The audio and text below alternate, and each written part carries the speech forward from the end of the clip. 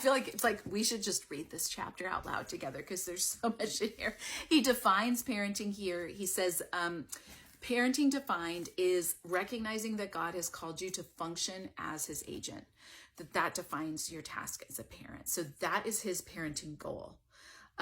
So he's going to refer back to Genesis 18 and says, this is an instruction to fathers, particularly to the stowaway doctrine of patriarchy. He doesn't really get into complementarianism, but he's going to claim that for all fathers for all time.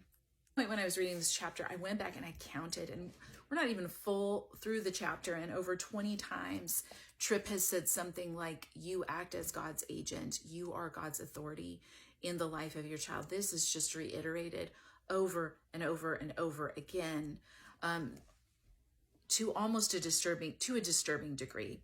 And he does again offer kind of troubling disclaimers where he says, I've had to seek the forgiveness of my children for my anger or sinful response.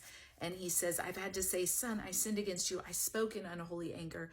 I said things I should not have said. I was wrong. God has given me a sacred task, and I brought my unholy anger into the sacred mission. Please forgive me.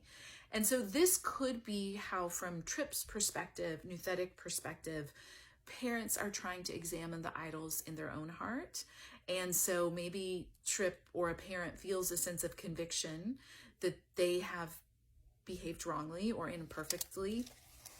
And so they need to confess this unholy anger that impacts the sacred mission. And while I do think it's wonderful when Christian parenting resources remind parents to apologize to their children, I think it's interesting that the apology being given here is not for the harm it might have caused the child.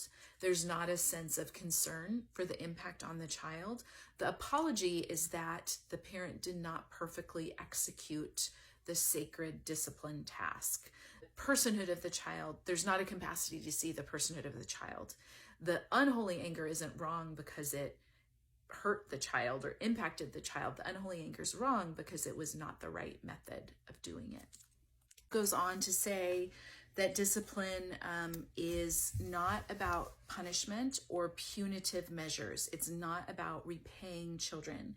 It is about tying discipline into the principles and absolutes of the Word of God. He says this on page 37, that it should primarily be correction.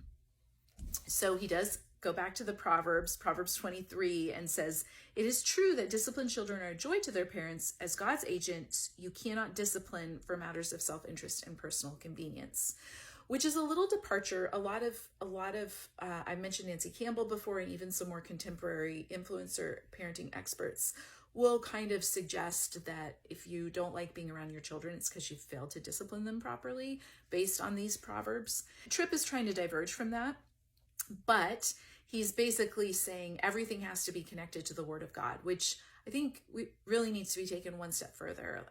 How? Who's doing that? Is a parent tying that to the Word of God? Is it based on Tripp's definitions? Is it a nouthetic counseling definition? Is it this kind of scrupulous examination of your heart? And if you feel like you're connecting it to the Word of God, then your discipline is right. I mean, saying you are operating by the Word of God is such a subjective thing. Tripp says, correction is not displaying your anger at a child's offenses. It is rather reminding them that their sinful behavior offends God. And again, there's so many gaps here that I think have no cap, no boundaries to help act as preventatives to keep children safe. Because I think what this functionally kind of can do is allow a parent to gaslight themselves. Whatever they're feeling, they may be able to identify that it's anger or maybe not, but they are essentially telling themselves, correcting and disciplining, it won't be about anger if I'm doing it. It's about telling a child that they've offended God. So if a parent feels offended, there's no invitation to consider what's going on with them. There's a self-righteousness that inherently comes with this. If you believe like you're acting as the agent of God, absolutely, self-righteousness is the immediate result. And you would probably even feel offended for someone to call you out on that because you think, well, no, I'm just obeying God.